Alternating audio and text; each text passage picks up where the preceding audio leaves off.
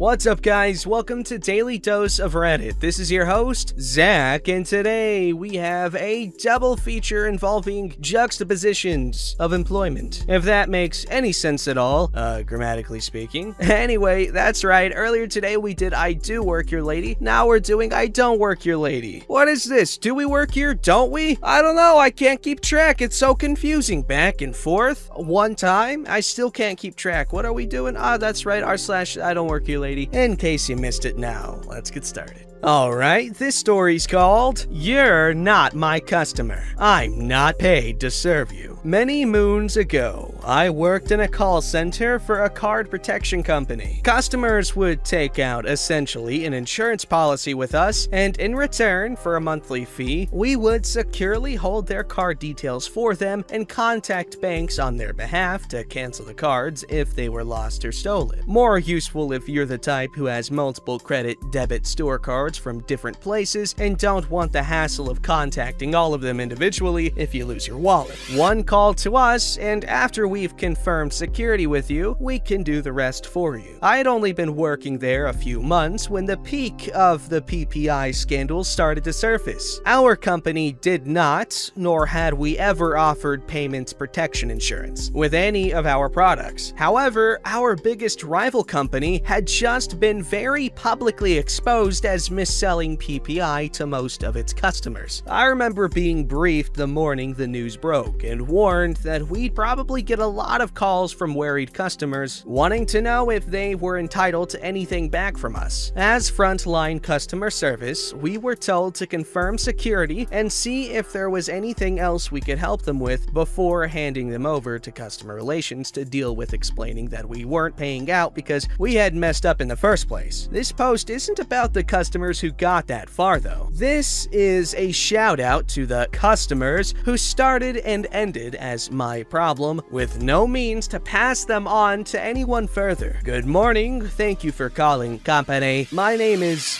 OP. How can I help you today? I've got a letter. Internally. Congratulations. Did you call just to tell me that? Okay. Is the letter from us? Yeah. Right. And what does this letter say? Oh, I don't know. I just saw it was from you, Law, and so I rang you. Internally. Of course you did. Why would you bother to read the letter before calling? Okay, well, I'll need you to tell me what you need help with before I can help you, so you're best off reading the letter first. At this point, my manager is hovering and tapping her watch, indicating to keep calls as short as possible because we had such a high volume following the PPI exposure in that morning's papers. Oh, where did I put it now? Why don't you go and find the letter? You can read it over and give us a call back when you're ready, and we can go through everything then. Oh, where's the damn... Manager tapping watch.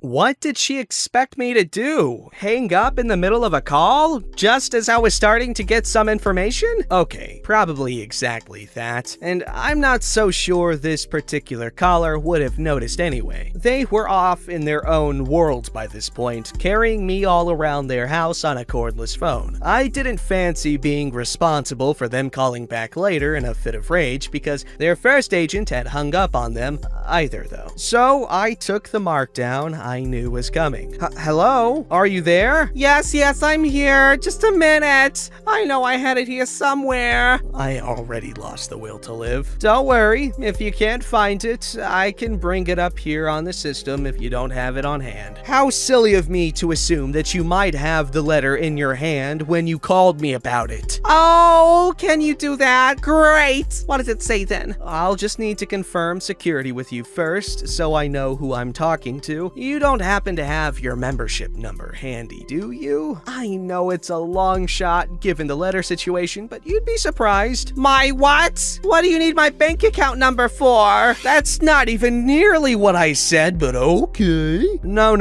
your company policy number. Don't worry if not. I can find your account by other means, but I'll just need to ask you a few extra security questions. Could you tell me your name first, please? I'll search it in our system and then I'll be able to confirm some other details with you. I'm title, foreman, surname, full address and post. I was born. Full date of birth, to mother and father's names, and town, county. I'm frantically writing notes, startled by how informative that all was. I searched, surname, nothing. Date of birth, no one matching the name or address. Address, nothing. I can't seem to find an account for you on our system.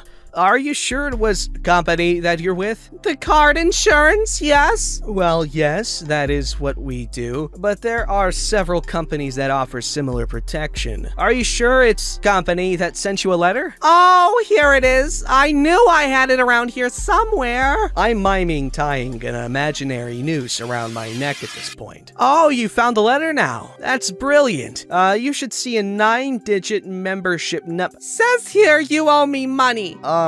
Well, if you could just tell me the membership number in the top right of the letter, I can bring up your account and we can sort that out for you. No, you have to send me a check or something. It says here. I'm pulling harder on the imaginary noose. Well, in order to do that, I need to access your account. Please tell me the membership number on the letter. It's 9 numbers long and it's in the top right, just under our address. 1234 ABC. Of course. Are you sure that letter is from us at company? That sounds like a policy number format used by rival company. What does the letterhead say? Yeah, it's right here. Rival company? We are not rival company. You've called company. We can't help you if you don't have an account with us. And we didn't send you any letter. They did. They are the people you need to call. Well, you're all the same, these big banks, aren't you? Can't you just send me my check? We aren't a bank. We insure personal belongings and cancel lost and stolen credit cards by contacting the bank on your behalf, if you have a policy with us. As I say, you do not have a policy with us at company, so you will need to contact rival company to discuss anything mentioned in the letter they sent you. So you do the same thing then? As I mentioned earlier, yes, there are several companies who offer card protection. We are only one of them and we don't have access to any other company's database. So you're not sending my check? I'm gently face desking so the caller can't hear my thuds. We at company have never offered you a check. You will need to contact the people who promised that to you in order to get it. We have no information whatsoever. I cannot help you today. But I gave you my policy number. Why won't you send me my money? That policy is not with us. You have called the wrong company. We are company. Your policy is with rival company. How do you know it's theirs if you don't work for them? Because you just told me the letter was addressed from rival company. Oh, that's right. Well, then why did I call this number? Face desking intensifies. I don't know. All I can tell you is that you don't have a policy with us. There's a phone number here on the letter. And that is the number you called today? Praying for a penny to tumble. She reads out rival company's phone number. No, it's not. That's not our number. That would be the number that can help you today. Oh, perhaps I should give this number here a try and see what they say.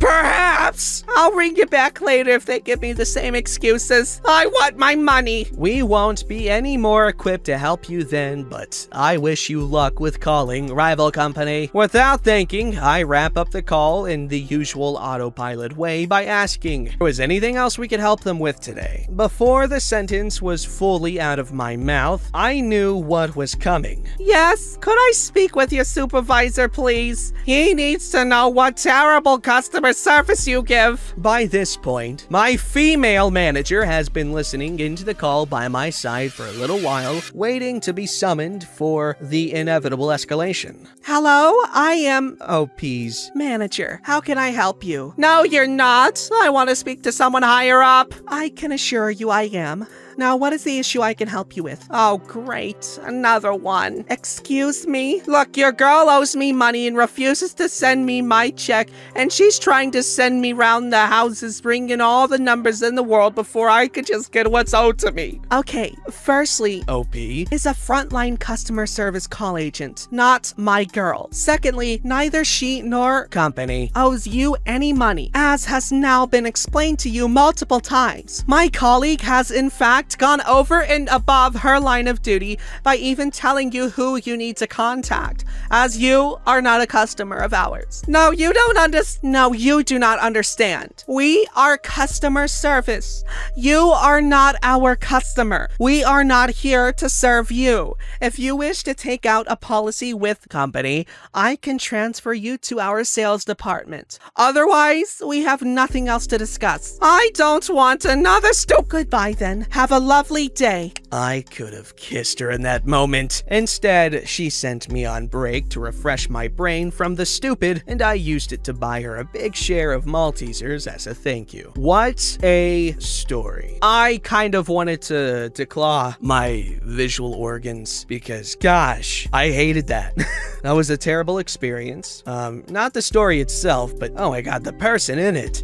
It was almost as bad as that one wireless story. God, you guys know what I'm talking about. The ones that are now currently experiencing freaking PTSD and flashbacks from a horrible time. This story's called Kid Sick at Self-Checkout. Quick note, I am merely the witness in this short story. Here's the cast. There's me, Good mom, sick kid, Rich Man. About 14 years ago now, I was working at my local Walmart, put in charge of watching the self-checkout on a slow day. I will admit that back then, I was inexperienced with people and lazy, but my few months there had taught me a lot about how nasty folk can get. Good mom comes rushing to the self-checkout with sick kid in her car. He does not look well, and I hear him saying as they come up, I don't feel good, Mom. I go home. Good mom clearly understands that her kid has become sicker since they came in, and is trying to rush to get him home now. She is trying to soothe him while simultaneously fumbling with groceries and bare essentials like soup and boxes of tissue. I know, sweetie, I'm sorry.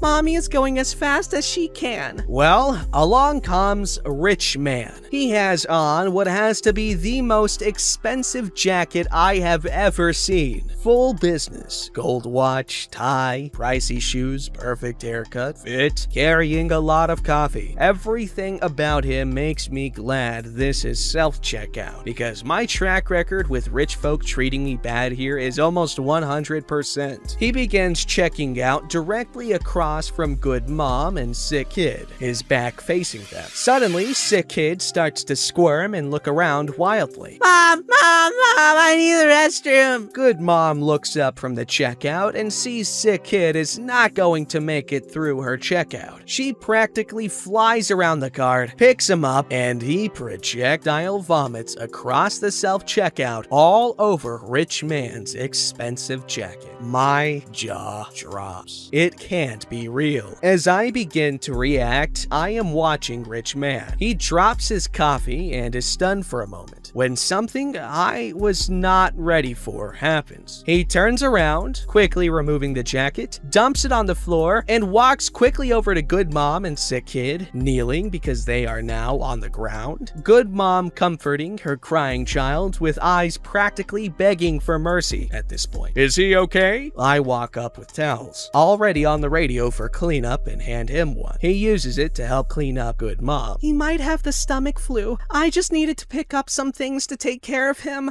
I'm so sorry. It's okay. Let's get him cleaned up. Good Mom seems to finally really see the man and how he is stressed for the first time, and what happened to him. Oh my god. Do you work here? Rich Man wiping vomit off of her back while I start on the floor. No, ma'am. Just a dad myself. Hate to see a kid not feeling well. Good Mom was so embarrassed that she didn't really speak again, other than a meager thank you. As we finished cleaning up and Rich Man helped her finish checking out personally, I helped him put his certainly ruined jacket in a garbage bag to take home, and he checked out as well. I asked him if there was anything else I could do for him, and Rich Man politely declined and left the store. I will never forget how that man reacted that day. For all his obvious wealth, he was his last priority in that moment. Even as a victim himself, he didn't complain about the mess or that he might get the kids flu or his ruined jacket, nothing. And he certainly did more to help than me, the actual employee. I took his lesson to heart for all future interactions with people, and it has made a tremendous difference as I become a father myself. Thanks for reading. Edit! I posted this in the morning after I started seeing these stories about mostly terrible folk, of course, on YouTube, thinking that not all of these are a negative thing, and the world is in a tough enough place as it is right now. I remember this story very well and decided to share. Since I posted this from my phone, I came back to correct any mistakes I had made, like typos and grammar. I found 3. I am so extremely happy to see this had a positive impact on so many people. I could not have imagined so many upvotes and views. More than anything, seeing comments about those who have had an emotional reaction to this brings tears to my eyes in the best way possible. It has certainly made me feel better in these tough times for my kid's future. Thank you all. This story is actually so freaking sweet. I was terrified as soon as they said that the kid vomited all over the guy's jacket. This story's called We're Not Where You Think We Are. This happened when I was in high school. I was working in a convenience store called Quick Stop. A customer asks me when the store closes, and I tell him 1 a.m. How come you're 7-Eleven and you close at 1 a.m. instead of 11 o'clock? It's not a 7-Eleven. It's a Quick Stop. No, it's a 7-Eleven. There's no signage inside the store, so I suggest that he go outside and look at the sign, which he does. Then, sometime later, he comes back in the store and avoids contact with me. I guess we all have days like that.